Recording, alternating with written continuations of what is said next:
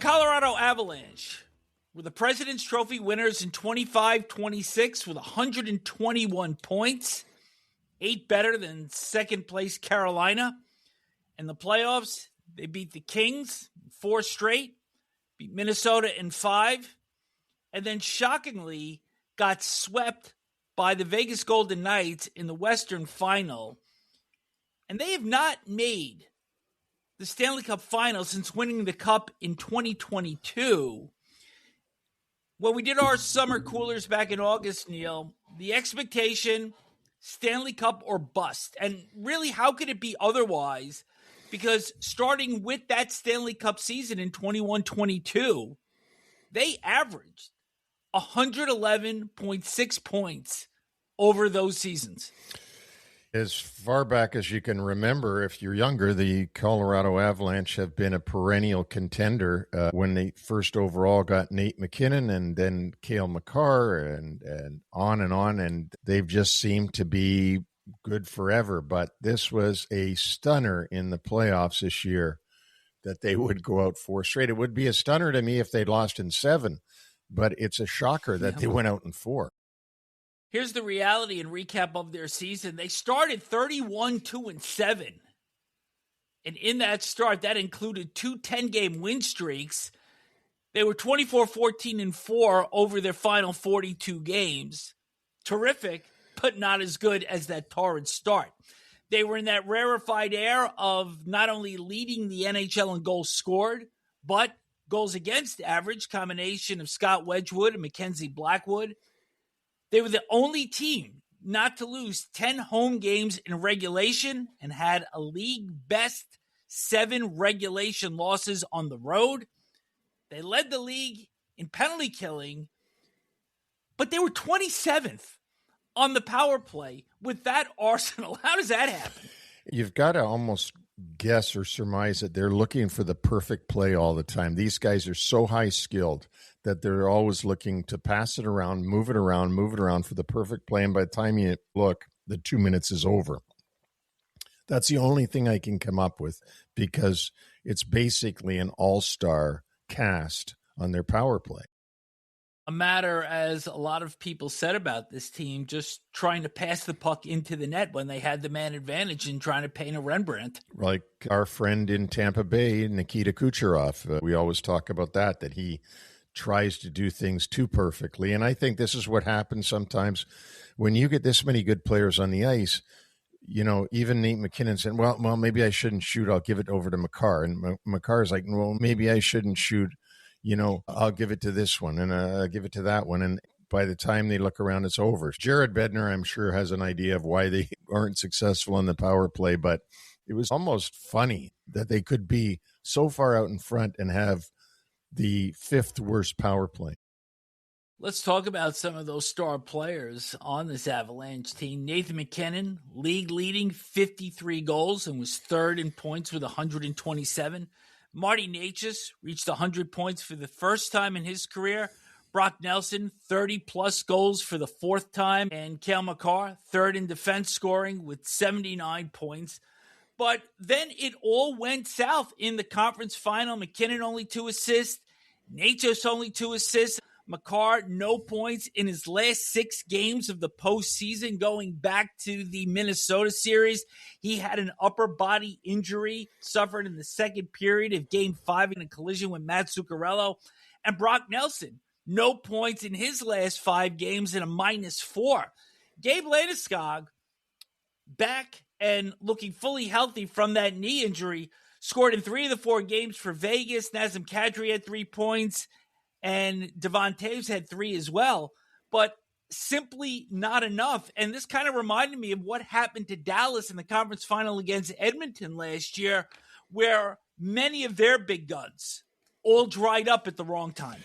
Yeah, they all seem to be squeezing their stick all at the same time and all getting nervous. I don't know, it can be conveyed from one player to the other, but yeah, these great players, they all seized up at the same time, and the unexpected certainly happened, and that was that they just couldn't get going. Something they'll have to live with now until October.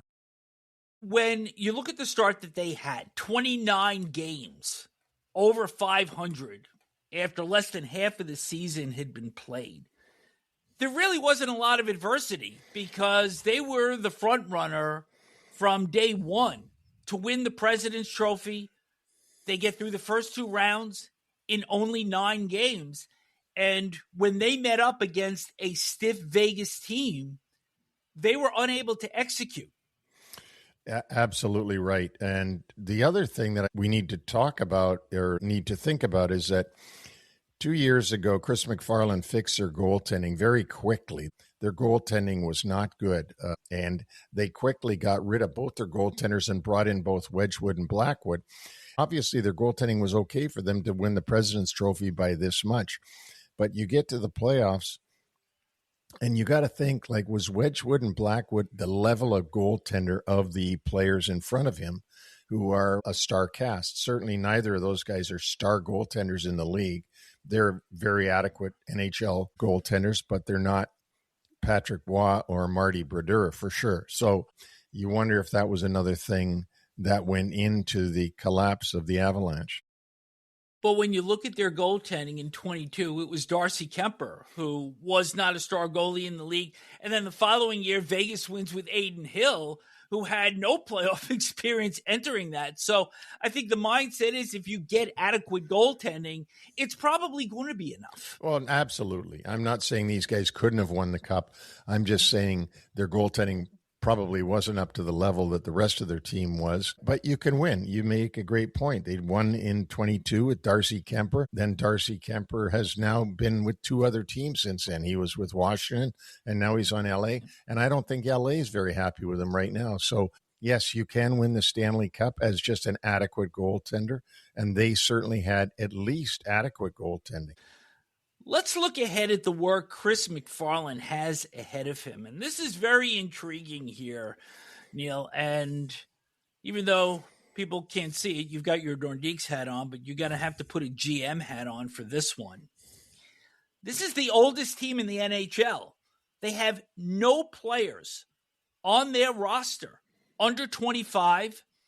Word is out that Cale Makar might miss the start of the 26-27 season, that the injury may be a little bit more serious than we have been led to believe, although in the end game that may become a benefit by the time we get to the playoffs in 2027. But when I looked at the way they're set up for the draft this year, they had a notation after every single round. They have 8 picks in 2026, but they won't be picking until the 4th round. And through the 2028 draft, they have only 2 picks in rounds 1 through 3. Their first round pick this year traded to the Islanders as part of acquiring Brock Nelson at the 2025 deadline. The Isles subsequently dealt that pick to St. Louis in order to acquire Braden Shen.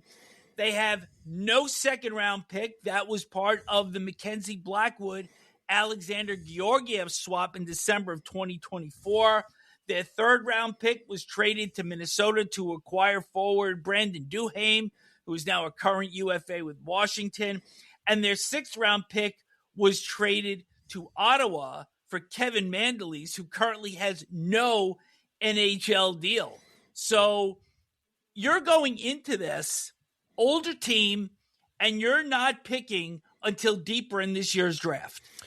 Yeah, and it's going to be tough for Chris MacFarland and his staff. Obviously, they pushed all their chips into the middle of the table to try to win, and I'm not sure that I wouldn't have done the same thing with this team. But now you've got to pay the piper. When the summer comes, it's not going to be fun this year running the draft when no picks. It's horrible when you sit at a draft and you don't have a pick, even in any round, just to sit through a round. And think about it.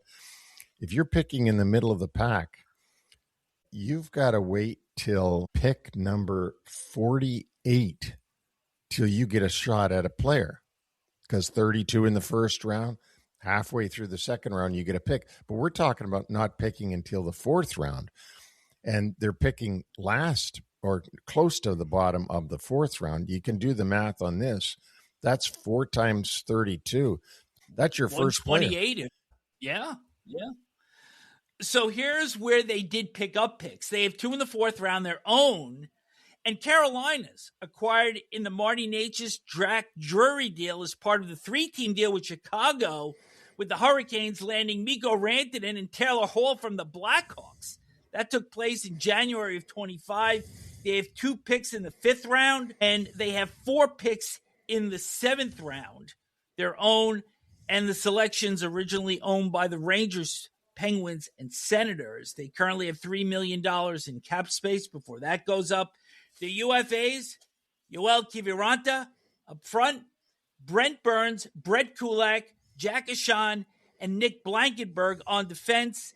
And their RFAs, Jack Drury and Zakhar Bardakov, who had 1 goal and 10 points on the back line in 60 games. So there's a lot to unpack here, partner. A busy summer for Chris MacFarland, the GM of the Avalanche, and his staff. I would think of these free agents, the first guy they want to get on a contract is Jack Drury, because his stock went way up this year.